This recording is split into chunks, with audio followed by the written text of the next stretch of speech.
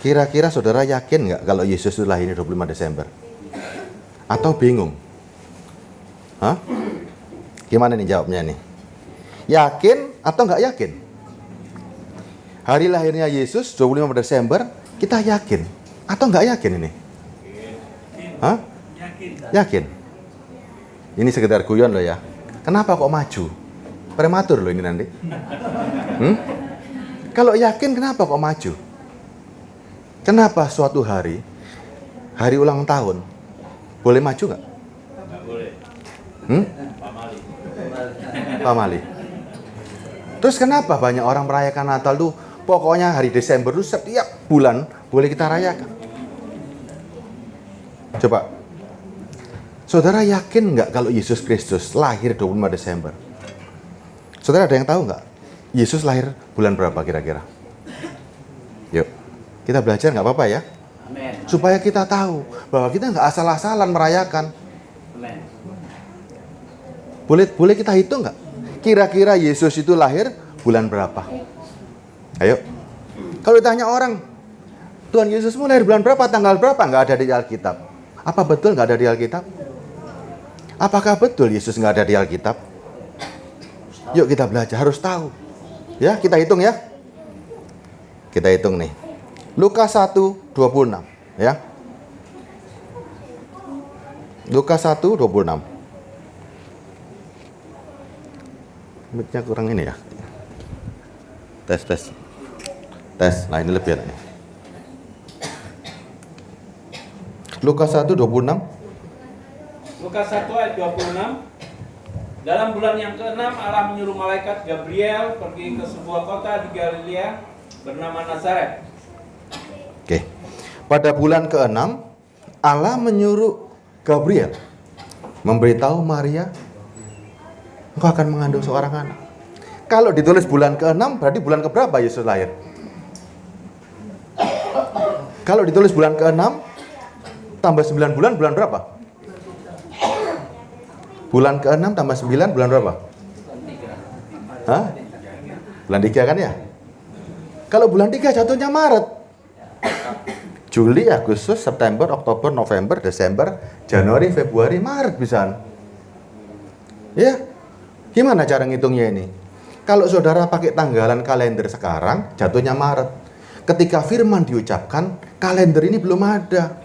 Harus pakai kalender Ibrani. Kalender Ibrani, Yesus lahir pada bulan ke-6 itu bulan Adar. Bulan Adar itu jatuhnya Februari Maret.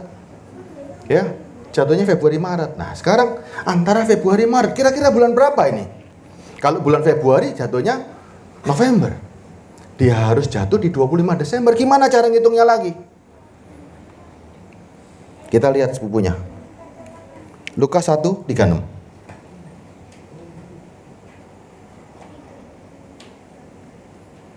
Lukas 1 ayat 36. Ayat 36. Dan sesungguhnya Elisabet sanakmu itu, ia pun sedang mengandung seorang anak laki-laki pada hari tuanya, dan inilah bulan yang ke-6 bagi dia, yang disebut mandul itu. Elisabet hamil pada waktu Yesus diberitahu, Maria diberitahu pada bulan ke-6. Lahirnya Yohanes Pembaptis bulan berapa kira-kira? Kalau bulan ke-6 itu adalah Februari Maret. Coba siapa yang tahu lahirnya Yohanes Pembaptis? Yohanes Pembaptis ada catatannya di dalam Yahudi sana. 24 Juni. Konversi tanggal sekarang ya. April, Mei, Juni. Tanggal 24. Ya, tambahkan 6 bulan lagi berapa? Juli, Agustus, September, Oktober, November, Desember. Bayangkan. Yohanes Pembaptis dicatat jelas 24 Juni oleh bangsa Israel. Kenapa Yesus gak dicatat? Karena kelahiran Yesus ada reaksi yang berbeda ya. Percayalah, lahirnya Yesus itu 25 Desember. Yang merayakan pertama kali Yesus lahir adalah orang-orang Majus. Dia bawa catatan itu, makanya akulah sang terang itu. Yesus dikatakan kelahiran anak matahari. Orang Israel menuduh orang Majus menyembah matahari. Orang Majus bilang, enggak, aku menyembah raja yang disembah. Ya, kita perlahan baca ya nanti ya. Oke. Nanti akan sampai kepada tanggalnya. Sekarang saya mau tanya, kalau tanggal sudah pasti ya, kelahiran Yesus buat saudara, Saudara berani nyanyi dari benua ke benua di Yahudi sana? Berani nggak nyanyi lagu Natal Merry Christmas di Yahudi? Apa yang terjadi di Bethlehem pada hari itu? Kelahiran Yesus ditunggu oleh orang-orang yang menantikan janji nubuatan. Tapi buat orang yang punya anak 2 tahun ke bawah, yang pada hari itu dibunuh oleh Herodes, kelahiran Yesus berkah atau bencana? Coba. Kelahiran Yesus berkah atau bencana? Buat orang Yahudi hari itu di Bethlehem penuh ratap dan tangis gara-gara satu orang yang lahir. Seluruh anak kecil umur 2 tahun ke bawah dimatikan. Saudara, ada yang rela anaknya mati? Pada hari itu saudara belum tahu siapa Yesus. Anakmu tiba-tiba karena perintah Raja Herodes, karena ada kelahiran yang ditunggu-tunggu, anakmu harus mati. Kira-kira saudara benci atau sayang sama Yesus? Coba bayangkan, kelahiran Yesus hari itu ditolak habis-habisan karena lahirnya Yesus mematikan semua anak-anak kecil. Ya, dunia berusaha menolak. Tapi kita sekarang, Desember buat saudara, suasana senang atau stres? Senang, ya, karena ada libur. Ya, senang karena janji Tuhan itu nyata. Atau stres karena liburan banyak biaya. Atau stres karena begitu Natal gereja pasti punya banyak acara. Mana yang saudara pilih hari ini? Makna Natal. Saudara meringati seperti apa? Hura-hura? Hijau, merah, kuning, hitam. Apa yang kita rayakan hari ini?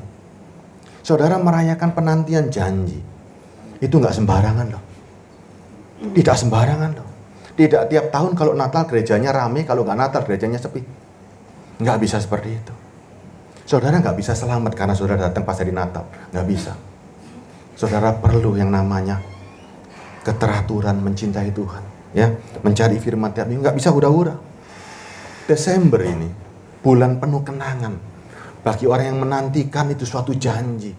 Kapan Allah yang bernubuat menjadi manusia? Tapi bagi orang Yahudi, kelahiran Kristus itu bencana besar. Bencana besar. Banyak anak dimatikan. Saudara bayangkan, Natal di Yahudi tidak ada damai. Damai Natal itu bagi orang yang menerima Yesus Kristus. Tapi kenyataan pasti Natal merupakan bencana di Yerusalem. Ada firman-Nya, ada. Nih. Ya. Matius 2 ayat 16. Saya catat di sini ada 3 orang yang mencari Yesus, ya. Yang mencari Yesus ada Herodes, ada orang Majus, sama orang Sidoarjo. Kita pilih yang mana dia?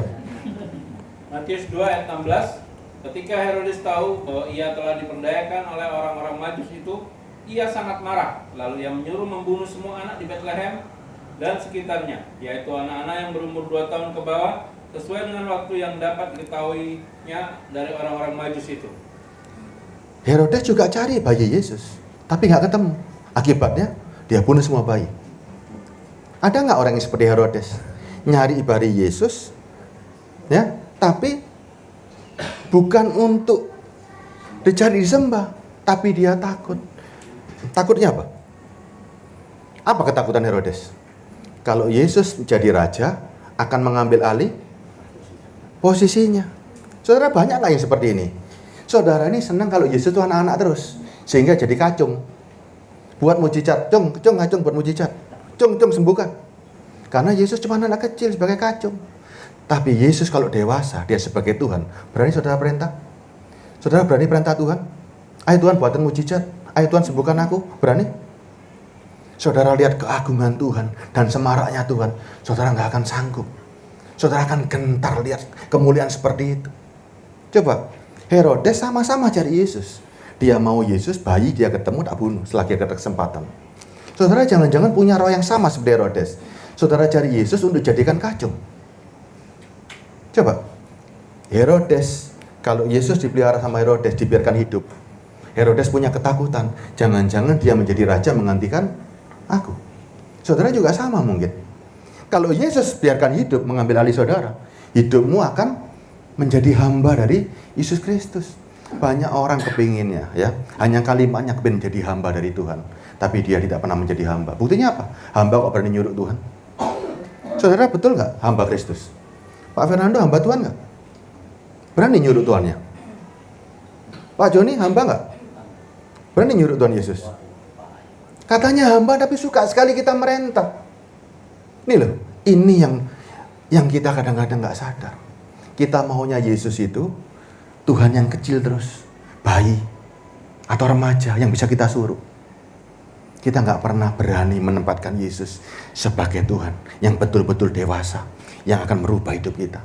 Saudara berani mengikrarkan diri, Tuhan, masuklah sebagai Tuhan yang aku sembah, dan Engkau akan merubah seluruh hidupku. Berani berjanji sama Tuhan seperti itu? Aku tidak akan berbuat dosa lagi, Tuhan.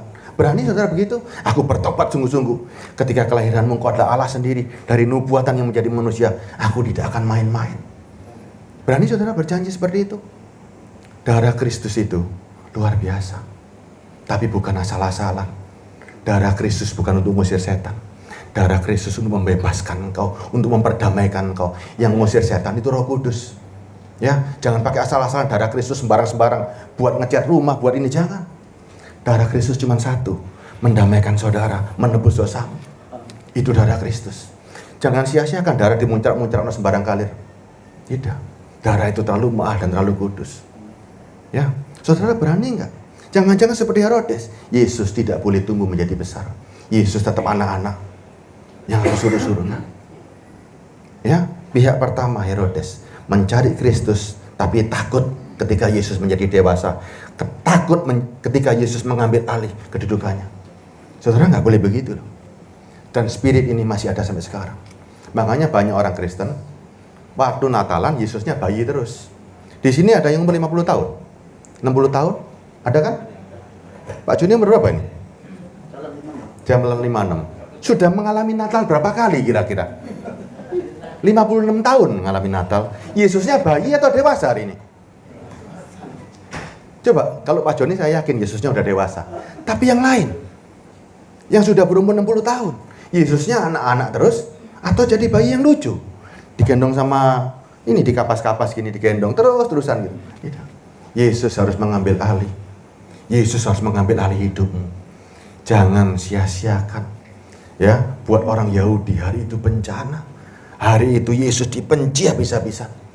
Kalau bisa jangan lahir bagi orang yang punya anak. Tapi saudara sia-siakan loh. Yesus hanya hura-huraan toh. Kalau Natal kelihatan alim semua. Natal kelihatan Kristennya, alim semua wis. Tapi begitu Natal selesai, urusan dewi-dewi. Gereja sepi kembali. Begitu nggak Pak Fernando? Biasanya kalau Natal rame, saya lihat gereja gitu. Kalau Natal itu sampai masuk itu absen sekarang. Ada di gereja Surabaya masuk absen sekarang. Dulu gereja itu kan warnanya putih. Setuju ya? Putih itu melambangkan suci. Hitam melambangkan Hah? Coba bayangkan ya. Ini intermezzo. Gereja dulu itu warnanya putih suci. Sekarang gereja warnanya apa? Di Surabaya, di Sidoarjo nggak ada. Hah? Kalau bisa gereja itu sekarang yang serem, hitam, diterangi lampu-lampu, ambience-nya dibuat, ya, seolah-olah semerbaknya bukan semerbak gereja, tapi semerbak diskotik. Gereja sudah kehilangan makna. Gereja tempat orang beribadah, gereja tempat orang mencari Tuhan, gereja tempat orang berkumpul untuk mendengarkan firman yang benar, bukan mendengarkan bangkai-bangkai. Semuanya hilang. Ya, intermezzonya selesai. Yang kedua, selain Herodes yang mencari yang mencari Yesus yang kedua, orang-orang Majus. Orang-orang Majus ngapain datang nyari Yesus? Siapa mereka? Kenapa mereka mau jalan dari Babel menuju Bethlehem itu perlu waktu 4 bulan jalan kaki loh? Kenapa mereka mau? Siapa yang menyuruh mereka? Siapa yang menyuruh mereka? Mereka percaya nubuatannya Daniel. Daniel menubuatkan seorang kelahiran raja 70 kali 7 minggu, 490 tahun yang harus ditunggu. Daniel pada masa itu menjadi orang yang terhebat di Babel dan pecah menjadi Media dan Persia. Itulah orang-orang Kasdim, orang-orang Majus yang menunggu, ya, janji seorang raja yang akan datang. Yuk kita lihat dulu ini ayatnya.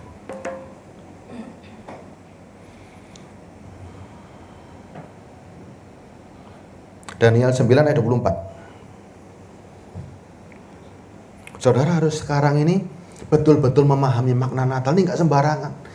Ini timingnya Allah menjadi manusia. Ya, ini timing. Daniel 9 ayat 24. Daniel 9 ayat 24.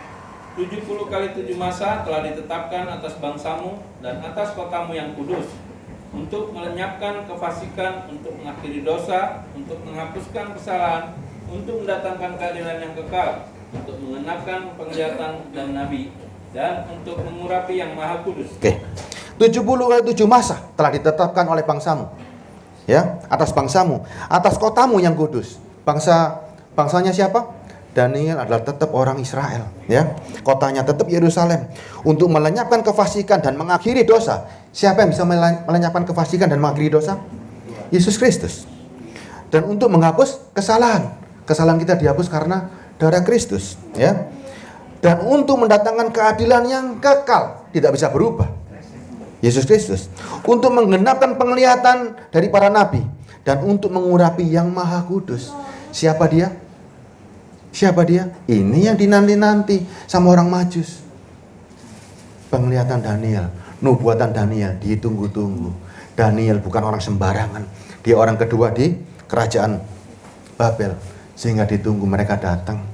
Ya, mereka lah yang membawa tanggalnya Yesus Kristus, yang mencatat tanggalnya Yesus Kristus menjadi kelahiran Dewa Matahari. Yang menyebut Dewa Matahari kan bangsa Israel. Tapi bagi mereka belum tentu. Aku menyembah raja yang diperjanjikan di sana. Tuhan boleh nggak disebut Allah itu matahari? Boleh nggak? Bahwa Allah adalah matahari. Saudara perlu ayatnya nggak? Bahwa Allah juga matahari. Mazmur 84 ayat 12. Mazmur 84 ayat 12. Sebab Tuhan Allah adalah matahari dan perisai. Kasih dan kemuliaan Ia berikan, Ia tidak menahan kebaikan dari orang yang hidup tidak bercela. Allah adalah matahari. Jadi nggak heran kalau disebutkan tanggal 25 Desember persis. Kalau Yohanes 24 Juni, Yesus Kristus 25 Desember itu bukan asal-asalan. Catatan ini tidak mungkin dari bangsa Israel, karena bangsa Israel sejak semula sudah menolak. Yang datang nyari bayinya Yesus bukan orang Yahudi, yang nyari orang Majus. Orang Majus gak ujuk-ujuk ketika tanya sama Maria, cuman diem bisu, kasih kemenyan dan mazmur, setelah itu pulang. Tidak. Dia pasti tanya sama Maria, lahirnya kapan? Jam berapa? Di mana? Dia catat, dia bawa catatan ini sampai kepada bangsanya. Dan ingat, pada zaman itu Romawi dan Persia itu kerajaan besar. Kerajaan besar pasti punya hari raya dan mereka merayakan sendiri. Makanya Yesus juga gak ujuk-ujuk menyatakan diri, akulah sang terang itu. Akulah terang itu yang dimaksud, ya. Saudara jangan ragu-ragu, Natal Yesus Kristus 25 Desember. Amen. Tapi mau dirayakan prematur atau after tidak ada masalah, ya. Tapi saudara harus yakin 25 Desember bukan asal-asalan. Ya. Ketika orang-orang memilih tanggal itu nggak ngawur. Alkitab hari ini dicetak, ditulis, maknanya luar biasa. Ini Alkitab bukan palsu. Hari-hari ini banyak orang-orang yang merasa dirinya lebih hebat daripada penerjemah King James. Ya, King James itu diterjemahkan begitu ribetnya. Ada orang-orang yang hebat, seorang raja yang punya kuasa. Tapi hari-hari ini tiba-tiba ada Pak Ming merasa dirinya pinter pakai belajar bahasa Ibrani, merubah Alkitab. Alkitabmu itu salah begini-begini. Ini sudah melewati perdebatan dan perjuangan, bahkan darah pun sudah terjadi. Saudara jangan pernah komplain lagi. Semua yang ditulis adalah benar. Ya, jangan pernah ragu-ragu. Sekarang kan YouTube banyak kan. Wah, Alkitabmu nggak ori, sudahlah percayalah ini ori. Ya. Tapi yang penting maknanya. Orang Majus jauh-jauh hari. Nih, ya. Matius 2 ayat 8. Herodes suruh orang Majus untuk ketemu karena dia rombongan orang Majus, bukan orang cuma 3 orang, pasti rombongan besar karena apa? 4 bulan waktunya, ya. Matius 2 ayat 8. Kemudian ia menyuruh mereka ke Bethlehem, katanya, pergi dan selidikilah dengan seksama hal-hal mengenai anak itu, dan segera sesudah kamu menemukan dia, kabarkanlah kepadaku supaya aku pun datang menyembah dia. Kira-kira orang Majus tahu nggak bahwa Herodes cuma lip service? Tahu. Dia nggak mau memberitahu, dia cari memang. Ayat 11-nya. Ayat 11. 11, maka masuklah mereka ke dalam rumah itu dan melihat anak itu bersama Maria, ibunya, lalu sujud menyembah dia. Mereka pun membuka tempat harta bendanya dan mempersembahkan persembahan kepadanya, yaitu emas, menyan, dan mur. Maka masuklah mereka ke dalam rumah itu dan mereka melihat anak itu bersama Maria ibunya, lalu sujud menyembah dia. Orang luar yang pertama kali menyembah Yesus adalah orang-orang Majus. Orang-orang Yahudi nggak ada yang percaya. Juga sekarang hari ini orang-orang yang percaya pada Yesus Kristus, saudara di sini hari ini, ya. Saudara mau jadi Herodes, mau jadi orang Majus, atau Sidoarjo yang percaya pada Yesus? Orang Sidoarjo semua loh. Sama-sama cari Kristus hari ini. Datang sujud untuk menyembah dia dan memberikan persembahan yang terbaik. Orang Majus membawa persembahan mazmur dan kemenyan. Pada hari itu persembahan yang terbaik. Saudara, waktu Allah hadir di bumi ini, apa yang saudara bawa? Apa yang saudara bawa pada hari ini? Cuman pohon cemara dihiasi lampu. Coba, ketika Yesus lahir, itu Allah sendiri yang berjanji menjadi manusia. Saudara tahu keagungannya Allah kan? Bagaimana semaraknya Allah, bagaimana mulianya Allah. Allah hadir di dunia, mengambil rupa manusia. Apa yang saudara bawa? Orang Majus bawa emas, mur, dan kemenyan. Pada hari itu bukan barang sembarangan. Itu barang mahal. Yang saudara bawa ini apa hari ini? Allah menjadi manusia itu penggenapan sebuah janji. Seneng gak kalau janji itu terwujud nyata? Seneng kan? Apa yang dibawa? Saudara bawa apa hari ini? Lilin. Cuman hanya lilin. Kalau ini aja Desember seperti terang, habis itu ditiup lagi. Kita ini banyak lilin ini sebagai terang. Kalau Natal toh terangnya muncul begini-begini. Selesai Natalan, yang masih main perempuan tetap main perempuan, yang masih menipu suka menipu. Terus terangnya Kristus di mana? Di mana saudara menjadi terang? Ingat loh, ini nggak main-main loh. Ini tidak main-main. Kelahiran Kristus itu Allah yang datang untuk menggenapi semua janjinya. Kira-kira sembarangan nggak? Saudara datang kepada seorang pejabat yang melahirkan bayi. Pernah datang? Ada orang yang lebih berkuasa dari saudara, lebih hebat. Ketika menjenguk bayinya, kira-kira ngapain saudara? Kira-kira gimana Pak Fernando? Saya kepin bayangin. Saudara datang kepada orang yang berkuasa, anaknya lahir, yang pertama lagi. Yang ditunggu-tunggu setelah sekian puluh tahun, gak pernah ditunggu-tunggu. Dan dia lahir. Kira-kira bawa apa Pak kira-kira? Untuk menyenangkan orang itu. Kalau saudara orang dunia aja kita senangkan dengan pemberian-pemberian. Tapi Allah, apa yang saudara Allah nggak butuh pemberian jasmani. Allah butuh suatu pemberian yang terbaik, yaitu miliknya sendiri. Apa miliknya sendiri? Rohnya diingini oleh Tuhan. Roh itu terikat sama jasmani. Jadi mau nggak mau, kita harus berikan semua tubuh kita. Berikan itu yang terbaik. Karena Allah sudah datang menggenapi janjinya. Mau nggak mau, suka nggak suka, saudara harus mau diambil alih oleh Yesus Kristus. Ketika saudara sudah melihat Yesus menjadi bayi zaman dulu, waktu saudara percaya kepada Yesus Kristus, itu bayi. Sekarang Yesus bertumbuh bersama saudara, dan dia menyanyikan Roh Kudus masuk dalam dirimu. Dia hidup bersama dirimu. Jangan jadikan Yesus bayi lagi. Ya, kalau saudara jadikan bayi lagi, waduh, gimana ini? Ya. Atau jangan-jangan kembali seperti Herodes, mencari Tuhan, tapi sebetulnya nggak mau untuk dibunuh. Nggak boleh, ya, tidak boleh. Ratapan yang ada di Rama, ratapan yang ada di Bethlehem, sebuah tangisan yang begitu memilukan.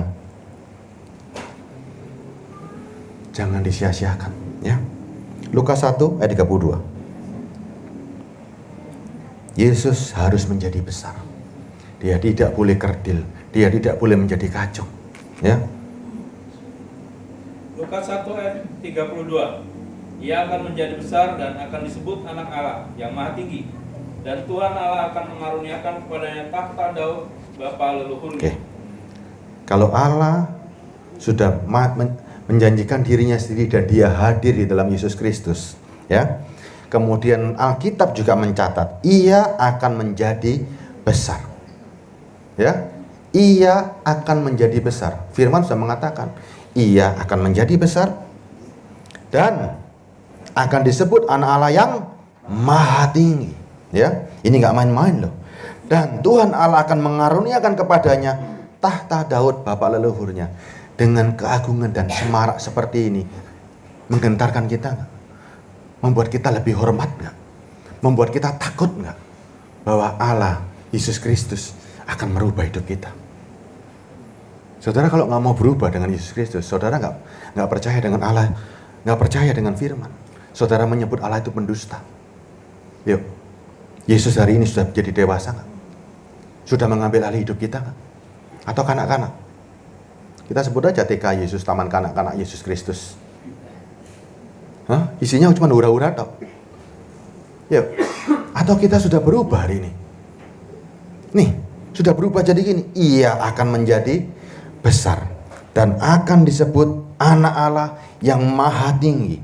Dan Tuhan Allah akan mengaruniakan kepadanya tahta Daud bapak leluhurnya.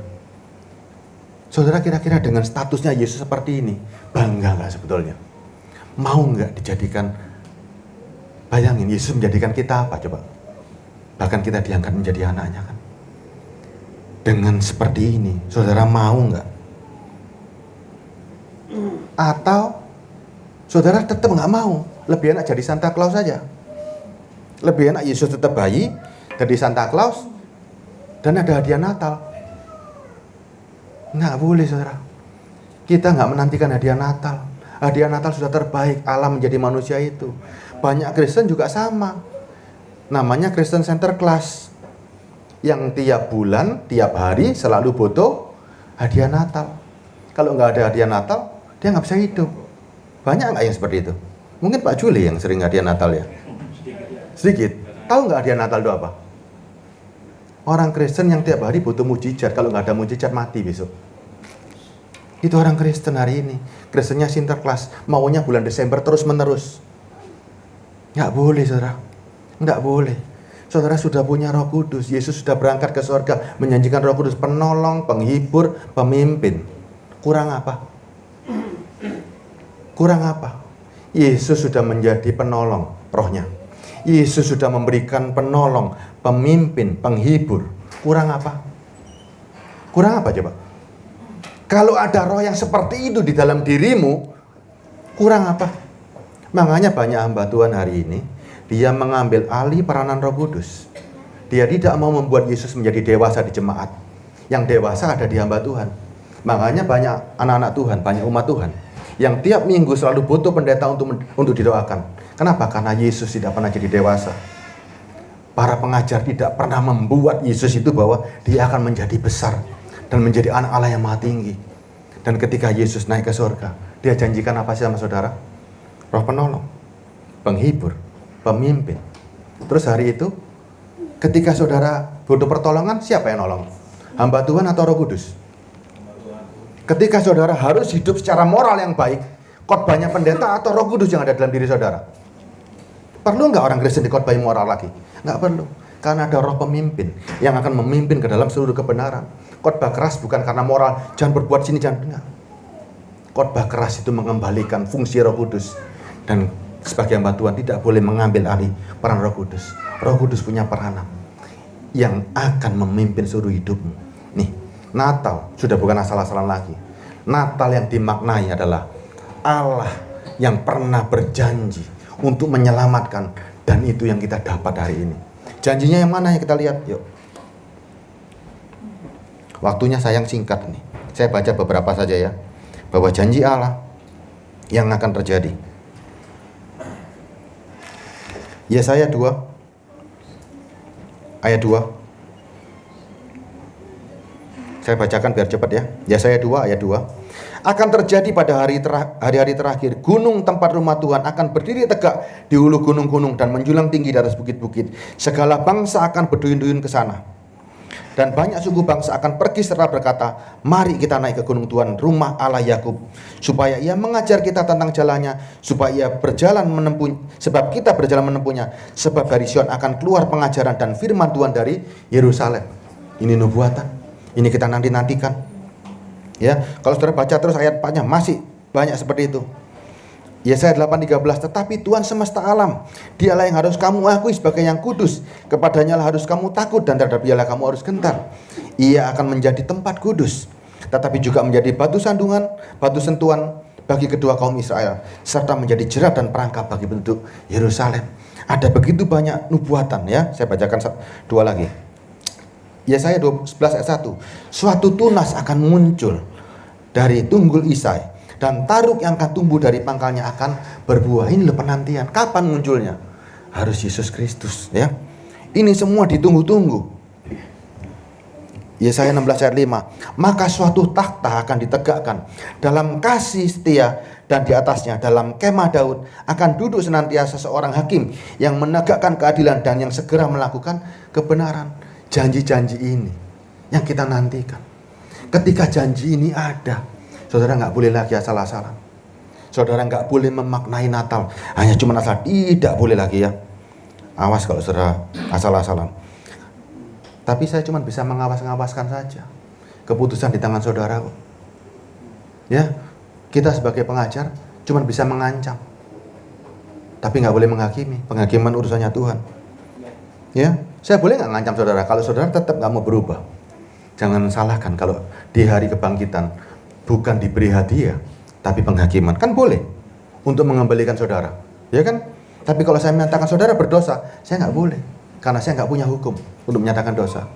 Tapi ketika saya mengancam saudara untuk mengembalikan fungsi, boleh, ya. Saudara mau percaya Yesaya, harus percaya. Yesaya nabi yang sangat hebat, ya. Dia bisa memundurkan matahari, dia bisa menggerakkan malaikat untuk memusnahkan orang-orang Asyur. Jadi saudara harus percaya, ya. Yang terakhir, Yesaya 42 ayat 18, yang terakhir maksudnya di Yesaya, ya. Masih ada berapa menit, Pak Jeli? Oh, masih 30, masih panjang, ya. Yesaya 42 ayat 18. Dengarlah hai orang-orang tuli, pandanglah dan lihatlah hai orang-orang buta. Siapakah yang buta selain hambaku? Siapakah yang tuli seperti utusan yang kusuruh? Siapakah yang buta seperti suruhanku dan yang tuli seperti hamba Tuhan? Engkau melihat banyak tetapi tidak memperhatikan. Engkau memasang telinga tetapi tidak mendengar. Tuhan telah berkenan demi penyelamatannya untuk memberikan pengajaran yang besar dan mulia itu. Nah inilah, jangan sampai firman ini itu adalah kita. Dulu orang Israel dibilang buta dan tuli, sekalipun punya telinga nggak mendengar, sekalipun punya mata nggak melihat. Jangan sampai saudara juga buta dan tuli. Kalau orang Israel saja, ahli-ahli Taurat, orang Farisi, orang Saduki, bisa disebut tuli dan buta, apalagi saudara. Ya, saudara nggak bisa melihat kemuliaan Tuhan nantinya.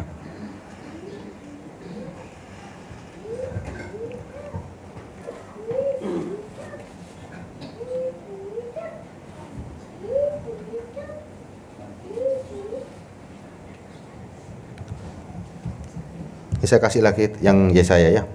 Terlalu banyak Yesaya nih.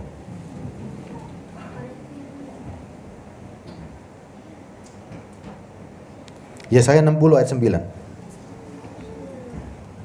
Sungguh akulah yang dinanti-nantikan pulau-pulau yang jauh. Makanya saudara nyanyikan dari benua ke benua, kan, ya. Kapal-kapal Tarsis berlayar di depan untuk membawa anakmu laki-laki dari jauh.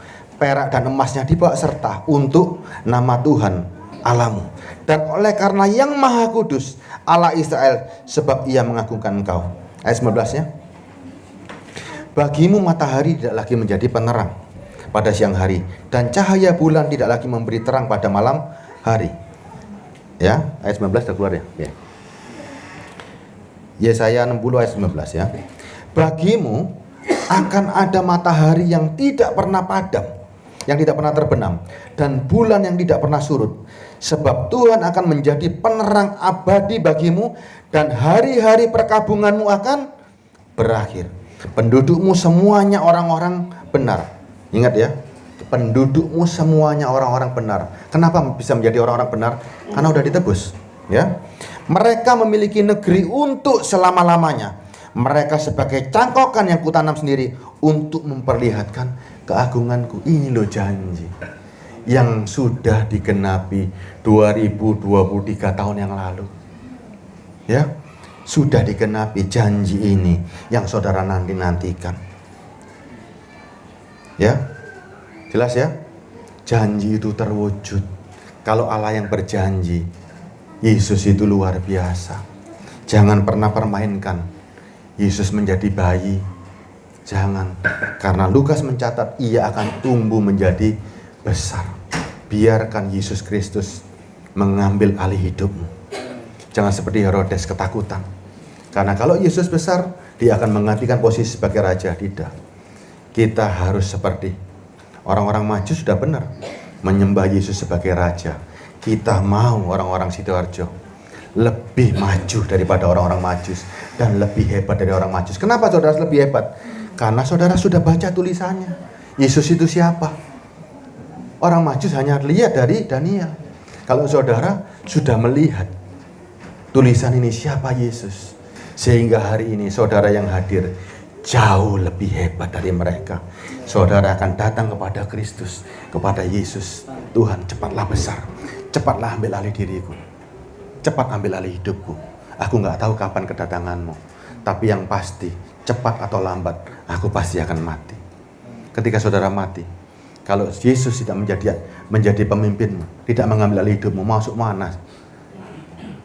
Natalan tiap bulan, tiap hari, gak ada artinya. Ya, tidak ada artinya. Malaikat Tuhan tidak pernah berdusta. Kalau dia katakan dia akan menjadi besar, tetap jadi besar, ya.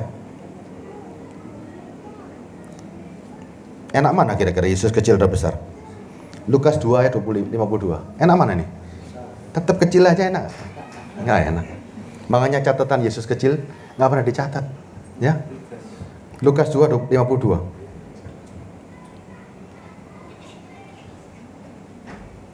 Catatan Alkitab jelas mencatat, ya. Lukas 2, 52. Lukas 2, 52. Lukas 2, 52. Ini 22 ini. Nah ini. Dan Yesus makin bertambah besar. Dan bertambah hikmatnya. Dan besarnya. Dan makin dikasih oleh Allah dan manusia. Saudara harus jadi seperti ini. Yesus kalau makin besar, hikmatnya makin luar biasa. Makin hari dia akan makin besar. Makin punya kuasa yang luar biasa. Nih, dan makin dikasih oleh Allah dan orang-orang Sidoarjo. Hari ini saudara harus seperti ini. Mengasihi Yesus sebagai yang terbesar di dalam hidupmu. Kalau Yesus kerdil nggak bisa apa-apa loh. Ya, ciri orang yang mendewasakan Kristus, hidupnya pasti dipimpin Roh Kudus. Punya masalah nggak punya masalah? Bingung atau nggak bingung? Orang yang dewasa secara rohani, orang yang mendewasakan Yesus Kristus, orang yang bertumbuh dewasanya sama Yesus, kena masalah, bingung atau nggak bingung? Nggak bisa makan, bingung atau nggak bingung? Nggak punya duit, bingung atau nggak bingung? Hah? Loh, saudara percaya omongannya Yesus enggak? Yesus bilang apa sih? Jangan khawatir apa yang kamu makan, apa yang kamu minum, apa yang kamu pakai, apa yang akan kamu bayar utang. Loh, Yesus ngomong kok semuanya akan kutambahkan. Kan Yesus yang janji. Dia bilang jangan khawatir, saudara. Khawatir terus. Loh, saudara percaya Tuhan enggak? Atau percaya Yesus itu lahir, selesai sudah? Setelah itu sudah. Kekhawatiranmu buat Yesus, makanya tapi kan ada firman-Nya lagi kan. Janganlah khawatir akan hari esok. Hari esok punya kesusahan sendiri. Terus katanya Yesus suruh apa? Carilah dahulu kerajaan dunia atau surga? Carilah dahulu kerajaan surga dan kebenarannya, maka semuanya ditambahkan. Terus sekarang, siapa yang sudah menemukan kerajaan surga? Ayo angkat tangan. Siapa yang sudah menemukan kerajaan surga? Loh, Yesus sudah lahir. Nggak ada yang ketemu ini kerajaan surga. Makanya bingung semua kalau lagi ditagih utang sama orang. Ya, lo kalau nggak pernah menemukan kerajaan surga gimana? Yesus sudah kita peringati. Terus kerajaan surga, saudara nggak pernah ketemu kerajaan surga. Hah? Ini jemaatnya Pak Fernando, mohon maaf nih. Sudah pernah ketemu nggak kerajaan surga? Sudah pernah mencari nggak? Apa kerajaan surga hari ini? Nah ini loh tadi loh, Yesus sudah lahir, sudah jadi besar, sudah mengambil alih, tapi gak ngerti kerajaan surga itu apa. Kerajaan surga itu pokoknya Pak setiap minggu ke gereja, setiap Senin persekutuan, Rebu persekutuan, Selasa persekutuan, Kamis persekutuan, Jumat pendalaman Alkitab, Sabtu doa puasa. Kerajaan surga isinya Roma 17 ayat 14 ya. Kerajaan surga Roma 14:17. Kerajaan surga bukan soal makan minum, tapi soal kebenaran, damai sejahtera, sukacita oleh duit. Hah? Roma buka. Ya, jangan-jangan belum sampai ke sini nih. Makanya Natalnya Yesus bayi-bayi terus. Ya, yuk. Ayo dewasa hari ini ya. Kita dewasa hari ini. Orang Kristen sejati itu punya duit, nggak punya duit, lagi di rumah sakit, lagi mau mati, pasti sukacita. Itu orang Kristen. Ya, orang Kristen terlihat kekuatannya waktu nggak punya duit. Kalau dia bingung berarti bukan Kristen. Orang Kristen terlihat kekristenannya waktu mau mati. Kalau mau mati, panggilkan pemusik supaya mengiringi aku untuk ketemu Tuhan. Itu orang Kristen. Jangan begini, aku mau mati panggilkan hamba Tuhan yang terkenal nih. Pak Fernando kurang, cari yang lebih hebat lagi. Cari yang lebih hebat lagi, doakan aku supaya panjang umur. Itu bukan Kristen. Kristen itu mati adalah keuntungan. Ya, saya tuh sering sama istri saya guyon. Saya bilang, kalau aku sakit misalnya, aku pasti ngomong sama kamu, aku berangkat duluan. Sering dia bilang, oh ngawur, nggak ada masalah. Karena apa loh? Orang Kristen kalau takut mati terus gimana coba? Di mana melatih imannya? Saudara kalah yang lain-lain. Ya, kalah. Yuk, Yesus harus bertambah besar dan bertambah hikmatnya dan besarnya, makin dikasih oleh Allah dan manusia. Kerajaan sorga hanya bisa dikerjakan oleh Roh Kudus. Kebenaran itu Tuhan sendiri, damai sejahtera dan sukacita oleh Roh Kudus. Tanpa Roh Kudus nggak bisa. Makanya Roh Kudus segala-galanya. Kalau orang yang merayakan Natal pada hari ini masih belum punya Roh Kudus, saudara harus baptis ulang. Baptisnya tapi di sumur yang di Mesir. Kenapa? Kebangetan. Kebangetan ya. Kalau orang Kristen nggak punya Roh Kudus, kebangetan. Terus ngomongnya, oh aku sudah punya Roh Kudus Pak. Tandanya apa? Tanda kau punya Roh Kudus apa? Ayo coba tahu saya. Kasih saya kalimat, kasih saya ucapan. Tanda punya Roh Kudus apa? Duh, nggak ada yang punya semua kelihatannya nih. Hah? Nah, kan nggak boleh, harus mantep. Apa tanda kita punya Roh Kudus? Bahwa hidup kita dipimpin oleh kebenaran, oleh seluruh kebenaran siapa Roh Kudus. Makanya orang Kristen yang dipenuhi Roh Kudus nggak usah diberitahu moralnya pasti lebih baik dari siapapun. Pasti, ya. Tanda orang dipenuhi Roh Kudus bukan pintar bahasa roh, tapi dia tidak akan bisa jatuh ke dalam dosa. Kenapa? Karena ada orang yang memimpin dia. Begitu mau dosa dia sadar nggak boleh ini. Begitu nggak boleh ini. Itu orang dipimpin. Waktu menghadapi masalah harus kelihatan Kristennya. Ya, orang Kristen jangan takut. Orang Kristen identik dengan penderitaan atau kaya? Jangan dibalik loh. Orang Kristen identik dengan kaya, diberkati atau dengan penderitaan? Kalau yang kaya itu ajaran setan. Kalau yang menderita itu ajaran Kristus.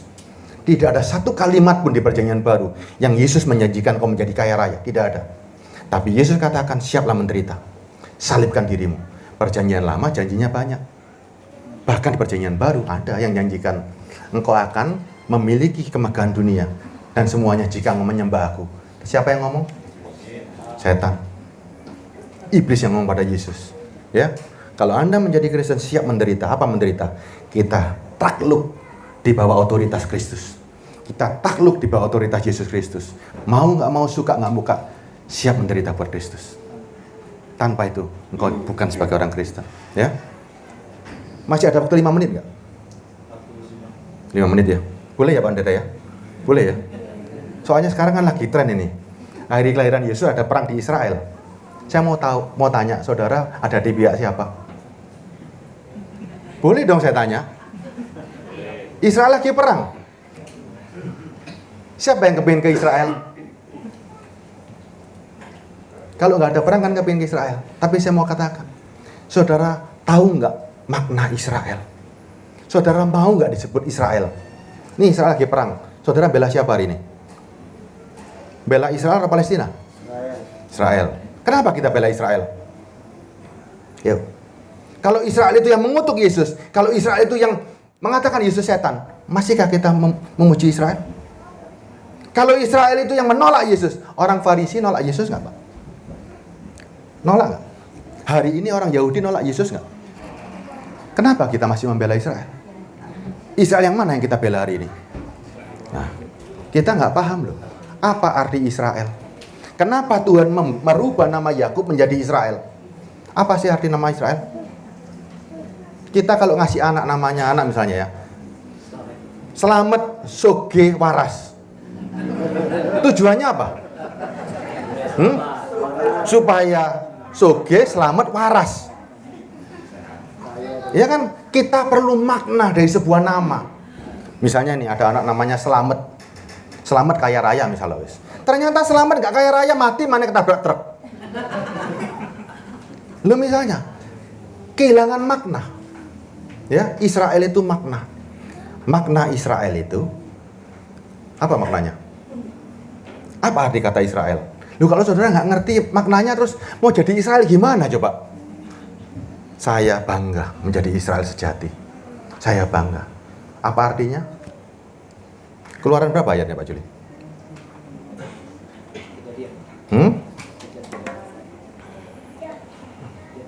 Supaya kita paham. Kejadian 32 ayat 28 ya. Jadi kita nggak dukung Israel, kita nggak dukung Palestina. Saya mau jadi Israel sejati. Ya, nih. Israel yang sekarang, saudara akan tahu nanti siapa dia. Lalu kata orang itu, namamu tidak akan lagi disebut Yakub, tetapi Israel. Sebab engkau telah bergumul melawan Allah dan manusia dan engkau menang. Apa arti Israel? Apa artinya Israel? Sayangnya terjemahan ini kurang lengkap. Ya. Versi King James jauh lebih bagus artinya. Nih, ya. And he said, thy name shall be called no more Jacob, but Israel. For as a prince has thou power with God and man, and has prevailed. Dalam bahasa Indonesianya begini artinya. Dan dia berkata, namamu tidak akan lagi disebut Yakub, tetapi Israel. Karena sebagai seorang pangeran, engkau memiliki kekuatan bersama Allah, dan engkau akan menjadi manusia yang berkemenangan. Siapa yang mau menjadi Israel seperti ini? Mau? Saya mau. Kita adalah seorang pangeran yang disertai dengan kekuatan Tuhan, yang akan menjadi manusia berkemenangan. Itulah Israel. Israel yang hari ini menyembah siapa hari ini dia?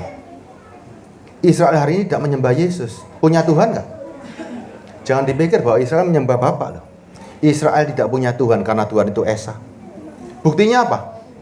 Buktinya 2 Tawari 7. Bait Allahnya di sana runtuh. Dulu orang Israel menyembah bait Allah, dan ada disebutkan jika bait Allahmu ini runtuh, berarti engkau menyembah Allah lain. Ya, bait Allah runtuh. Sudah runtuh. Yesus menyatakan dirinya tempat kudus, sama seperti Yesaya 8 tadi. Bahwa Allah adalah Yesus Kristus. Orang Israel yang tidak menyembah Yesus, yang tidak percaya Yesus, boleh disebut Israel? Boleh disebut Israel? Tidak. Dia hanya bertempat tinggal di Israel, hanya menjadi warga negara, kota dan bangsa Israel. Tetapi saudara dan saya adalah Israel sejati, karena kita memiliki Kristus. Itulah makna Israel. Makanya kita harus paham, nggak dukung asal-asalan. Itu Zionis yang di sana, bukan yang memuliakan Kristus. Ya, kita nggak setuju perang. Palestina dan Israel itu keluarga sendiri. Biarkan mereka berperang. Kita hanya berdoa supaya perang ini berhenti. Ya. Kita adalah Israel sejati. Karena apa? Karena Allah yang sudah bernubuat dan menjadi manusia, dan kita percaya hari ini. Ya, Natal hari ini saya harap merubah hidupmu, merubah paradigmamu. merubah segalanya. Fondasimu berubah total. Natal bukan hura-hura. Natal betul-betul reaksi dari dirimu. Bagaimana engkau menerima janji Allah. Itu reaksimu loh ya. Nggak boleh salah-salah lagi. Ya. Hari-hari ini bangun yang namanya bait Allahmu bersama Kristus. Tanpa itu engkau nggak bisa menjalani kehidupan. Sungguh tanpa itu nggak bisa ya. Jangan sekedar hura-hura. Tapi betul-betul maknai. Pesan Natal selalu sama. Yesus lahir, Santa Claus hadir, besok libur. Jangan. Harus merubah hidup. Natal kali ini khotbahnya nggak enak, bukan seperti khotbah Natal. Nggak ada masalah. Rohmu pasti senang. Jasmani mungkin nggak ada masalah. Natal saya nggak. Biasanya khotbah kan yang happy-happy.